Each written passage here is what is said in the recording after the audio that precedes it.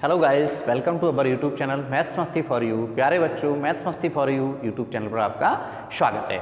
आज हम आप लोगों की लाए एक नया टॉपिक जिसका नाम है बहुपद और उसके गुणनखंड, पॉलिनोमियल्स एंड देयर फैक्टर्स। तो आज का टॉपिक शुरू करने से पहले आप लोगों को बता दें, जो लोग इस यूट्यूब चैनल पर नए हैं, जिन्होंने अभी तक हमारे चैनल को सब्सक्राइब नहीं किया है, वो प्लीज़ चैनल को सब्सक्राइब कर लें, घंटी का बटन दबाकर सभी नोटिफिकेशन ऑन करें, जिससे अगली वीडियो आसानी से आप तक पहुंच सके। तो चलिए शुरू करते हैं आज का topic, polynomials and their factors, यानी बहुपद और उसके गुणनखंड। बहुपद के गुणनखंड करने के लिए सबसे पहले हम एक प्रश्न द्वारा इसकी बेसिक जानकारी ग्रहण करेंगे।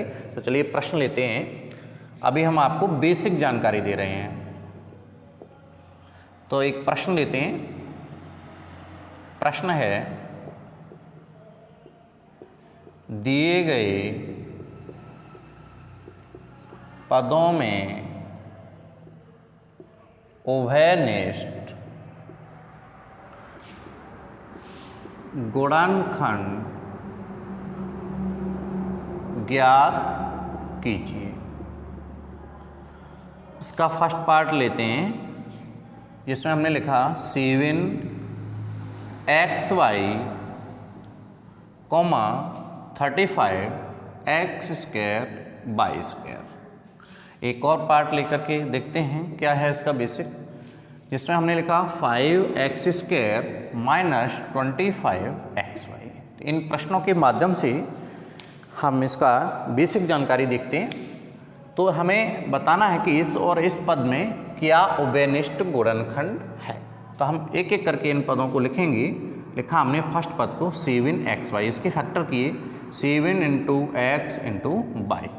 दूसरा पद लिखा यहाँ 35x² y²। तो इसके भी हमें गुणनखंड करने हैं। तो 35 के जब हम फैक्टर करेंगे तो हमारा ये हो जाएगा 5 × 7 × x² के करेंगे यानी x × x, और y² के करेंगे तो y × y। अब यहाँ हम लिखेंगे उभयनिष्ठ गुणनखंड। क्या उभयनिष्ठ, अभी दिखा रहे हैं आपको। उभयनिष्ठ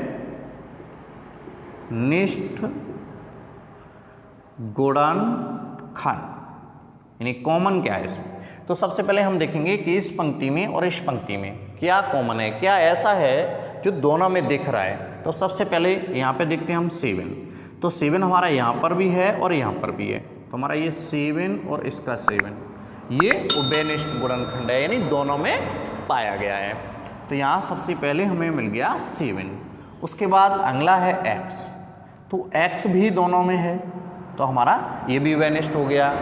अब y, तो y भी उभयनिष्ठ है। इसका मल्टीप्लाई कर देंगे तो हमारा हो जाएगा 7xy। तो जो आंसर आया ये हमारा इन दोनों पदों का उभयनिष्ठ गुणनखंड है।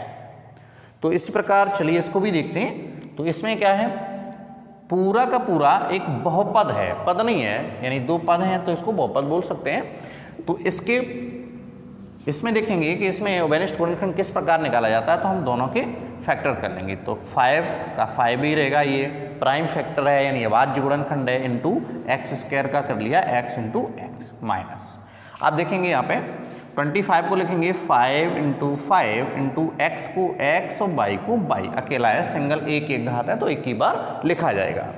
अब हम क्या करते हैं, अभी जैसे हमने अलग अलग पदों में तुलना की थी उसी तरह से हम इस पद और इस पद में तुलना करेंगे।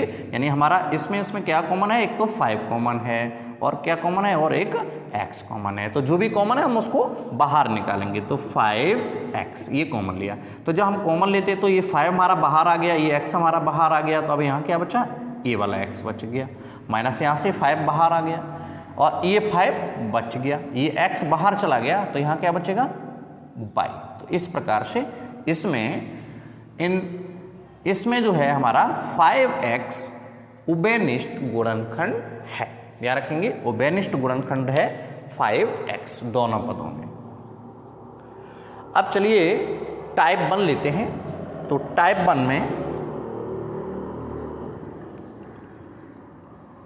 टाइप फर्स्ट, तो इसमें देखते हैं किस प्रकार के गुणनखंड सीखेंगे। तो यहाँ लिखेंगे टाइप फर्स्ट में a² + 2ab + b² प्रकार के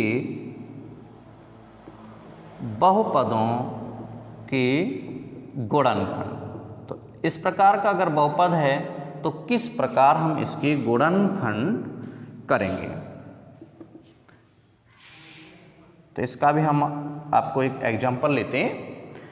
तो इसका एग्जाम्पल है फर्स्ट नंबर,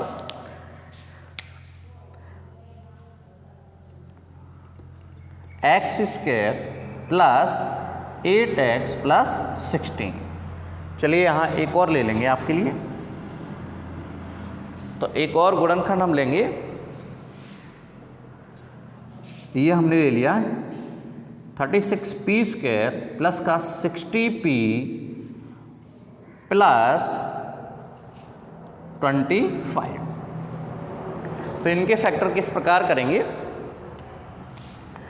तो इसको देखो, जब भी हमारा बहुपद a² plus 2ab plus b² प्रकार का हो तो इसके फैक्टर करने का एक सिंपल सा रूल है। जब इसका जो मध्य पद है हम इसको दो बराबर भागों में बांट देंगे, यानी जब इधर भी पूर्ण वर्ग पद हो इधर भी पूर्ण वर्ग पद हो तो बीच वाले पद को यानी मध्य पद को दो बराबर भागों में बांट देंगे। जैसे हमारा यहाँ पर मध्य पद है 8x, तो हम अगर 8x के दो बराबर खंड करेंगे तो हमारे हो जाएंगे 4x 4x। तो हमें करना क्या है, बस 8x को दो बराबर पदों में लिखना है, यानी 4x 4x। प्लस का है तो दोनों प्लस के पार्ट रहेंगे। तो सिंपल सा यहाँ इक्वल टू का निशान लगाएंगे और x² और 8x को लिख देंगे प्लस का 4x प्लस का 4x और इसको लिख लेंगे प्लस का 16। अब हमारे पास चार पद हो गए हैं, जो बहुपद है उसमें चार पद हो गए हैं, यानी 2 और 2 4। अब हमें क्या करना है, इन दो बहुपदों में अलग कॉमन लेना है और इसमें अलग कॉमन लेना है। तो इस दोनों में हम कॉमन लेते हैं, तो हम देख रहे हैं यहाँ पे x दोनों में हमारा कॉमन है। यहाँ से जैसे ही x लिया तो x² में से एक x जाएगा तो एक x अंदर बच जाएगा प्लस, और यहाँ से x चला गया तो यहाँ बच जाएगा आपका 4 प्लस। इसमें देख रहे हैं हम x कॉमन नहीं है लेकिन 4 कॉमन है, यानी 16 जो है वो 4 से डिवाइड हो जाता है, तो हमें 4 कॉमन लेना है यहाँ पे। तो हमने कॉमन लिया 4, तो यहाँ बच गया हमारा x और 4 4 जा 16, तो ये भी 4 टाइम्स हो गया आपका।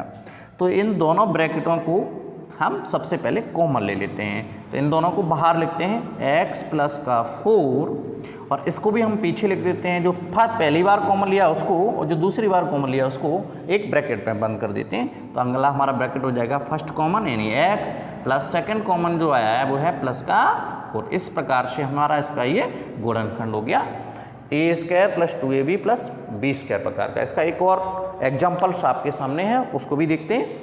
तो इसमें जो हमारा मध्य पद है वो हमारा है 60p।